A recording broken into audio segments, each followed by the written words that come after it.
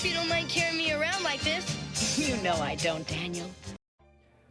Welcome back to the Toyworld Hanger. Happy Friday, everybody. Hope everybody is doing well today. Today I want to talk to you about Masterpiece Headmasters. Now, I'm not going to be entirely inclusive in this video. I'm going to talk about a lot of stuff that we've seen in the past and kind of where we're going, and the future is bright. I'm pretty excited, but at SDCC, there was a picture shown from TFSource that was a prototype that looks like it's further along than the last prototype picture I've got. We will compare the two.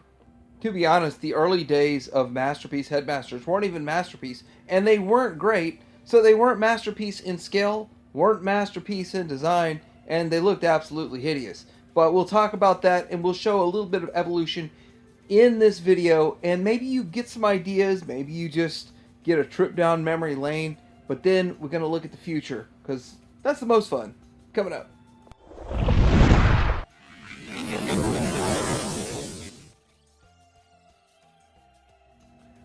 Where does it all start? Where is the fun? Well, the fun's in the G1. This is a clip from Transformerland.com and their Transformer G1 segment. Now, I'm going to play in this sandbox here. I know there's city bots, but that's a whole different ball game to deal with. But just dealing with this as a list, a sandbox, a grouping, a pairing of things we are looking at, for the most part. I'll show probably some stuff outside this, but not a whole lot. Here's a Japanese brochure that shows all of the G1 Headmasters for basically not all of them, but the main four. So when you think of Headmasters, or when I think of Headmasters, I generally think of these first four, which is the Brainstorm, the Highbrow, the Hardhead, and the Chrome Dome. And with that, we don't even have that in Masterpiece yet. And we have those from other companies that were doing more or less chug third party, but not true Masterpiece. Now, my belief in this, because I didn't buy any of these at full retail price when they came out, when I knew they weren't big enough to be Masterpiece, I didn't bother. And this is like early days, 2012, 2013, something along those lines. This stuff here was not looking good to me. Some people loved it. I mean, some people, it's like they were so excited for it.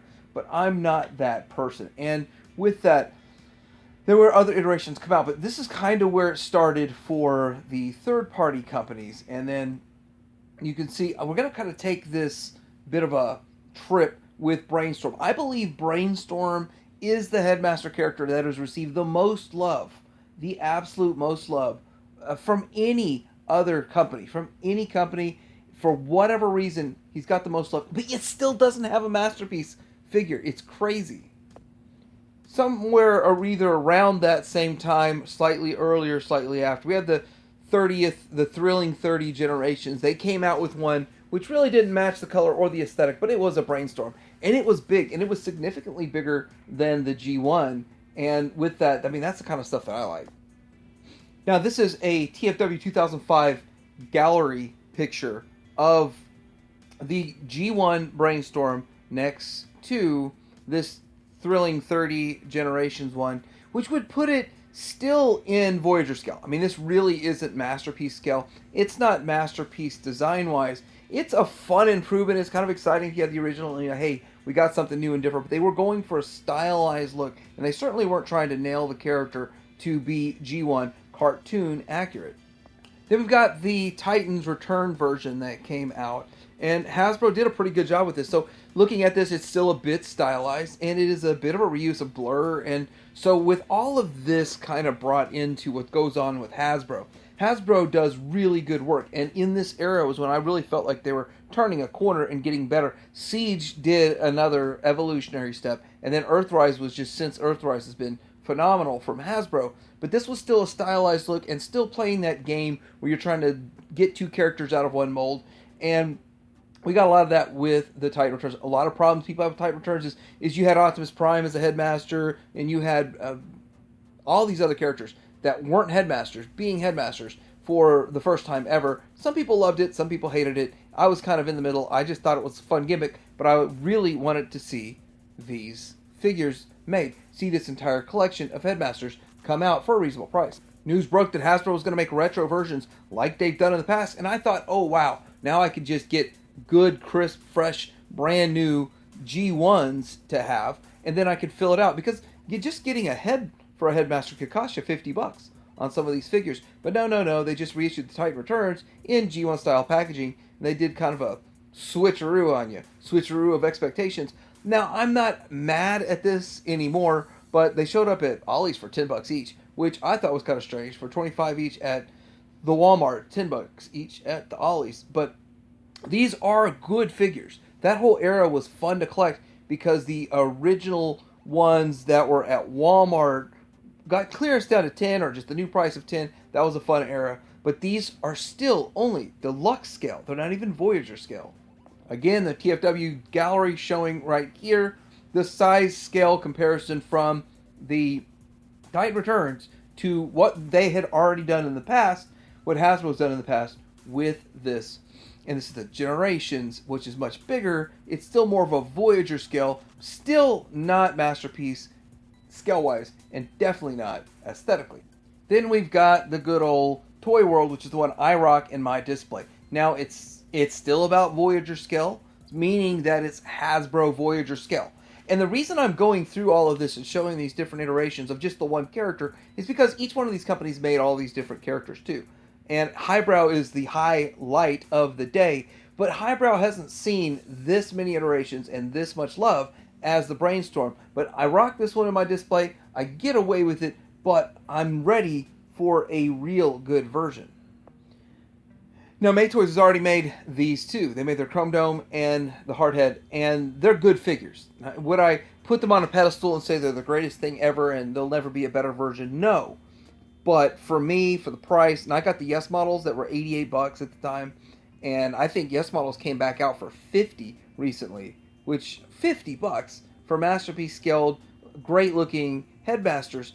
I love that. I mean, I'm great with that. I'm good with that. I can put those on my display and just be happy, which is what I have in my display, and I'm very happy with them. But then we're looking at like a 7 or 8 year hiatus between when those came out and where we're at now, and hoping maybe we get the Highbrow in the future.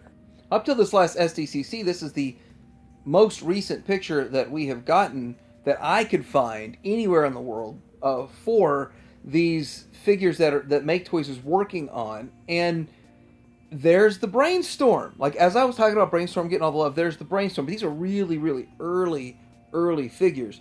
But Brainstorm's not the next one out. It's the Highbrow, and that's the one that they're showing. I would prefer the Brainstorm, but I guess they're saving the best for last. And as you see the popularity of all these, Brainstorm is usually the most popular. So yeah, they're saving the best for last, dangling the carrot. So let's get back to this and do a comparison. The one on the right is the oldest picture. Kind of a little bit zoomed in, I guess. And then the one on the left is the one we just got at SDCC. And if you look, it is way different from the top to the bottom, from the head down to the toes.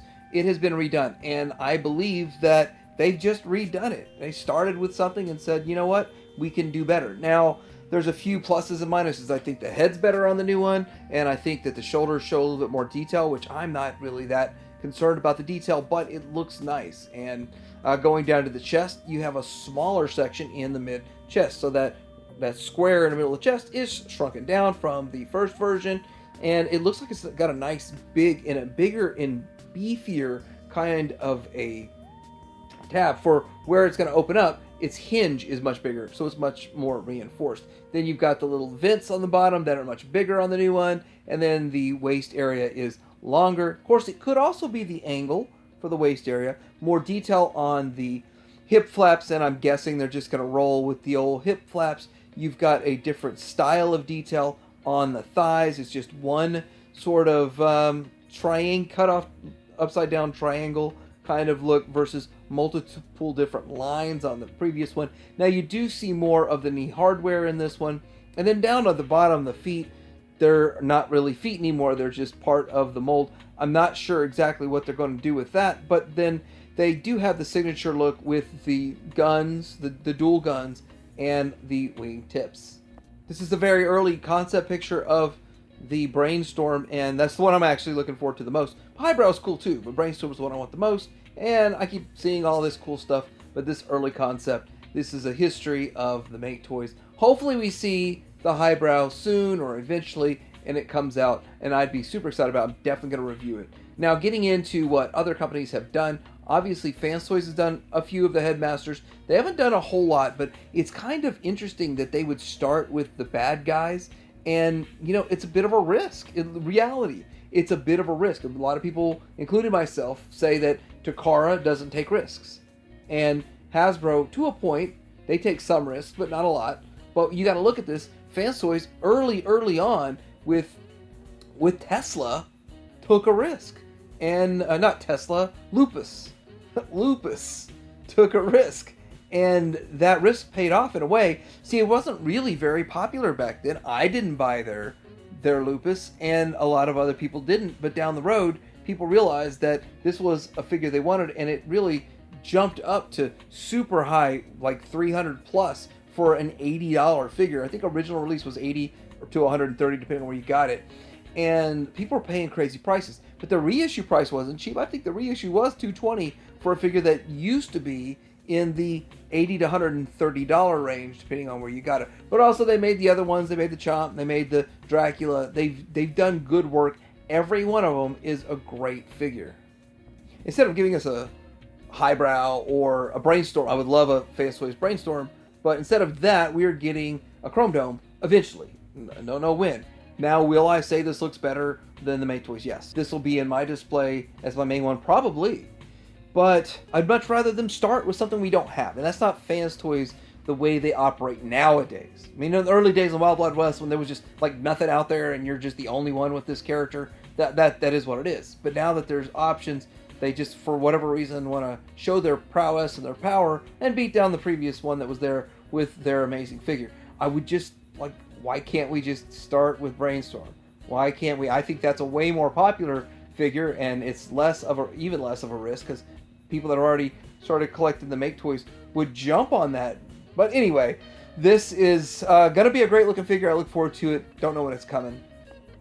Alright, so what all other stuff do we have out there? We've got the Monster Bots, several Monster Bots made by Fans Hobby, and with that, they are some good looking figures. I think that Fans Hobby is out there doing some good work, and it's a good thing that they exist, and they're bringing a lot of these figures up here.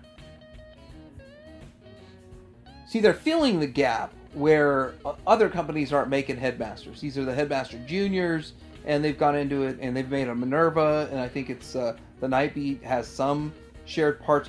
I really don't have a whole lot of knowledge about the figures themselves, or even the characters. I don't really pay attention to some of these Headmaster Juniors. I think I have some of the G1s, but I don't think I have their heads. So it's kind of one of those weird things where got them cheap in a lot, but no heads.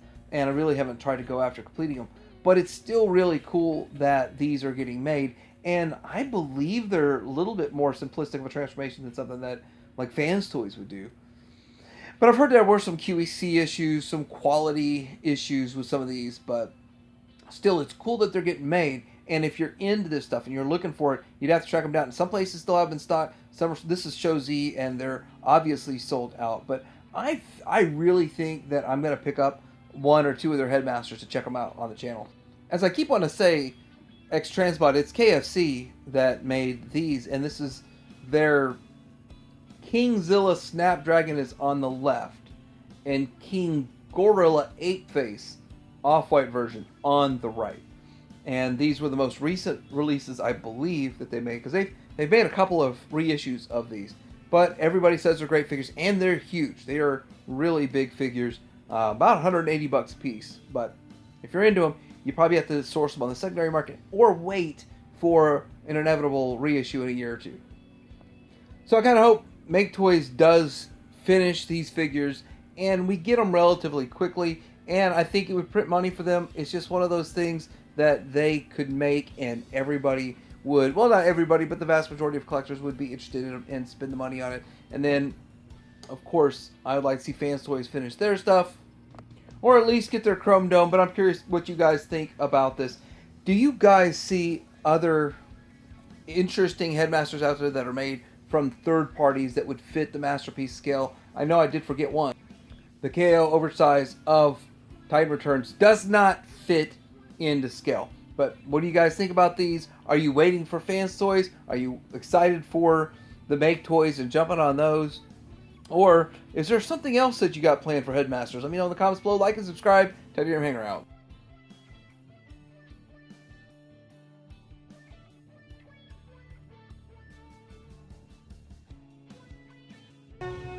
Autobots, you are about to become Headmasters.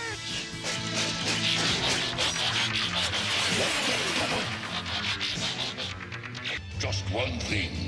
You can only have the heads of the animals. Stereo!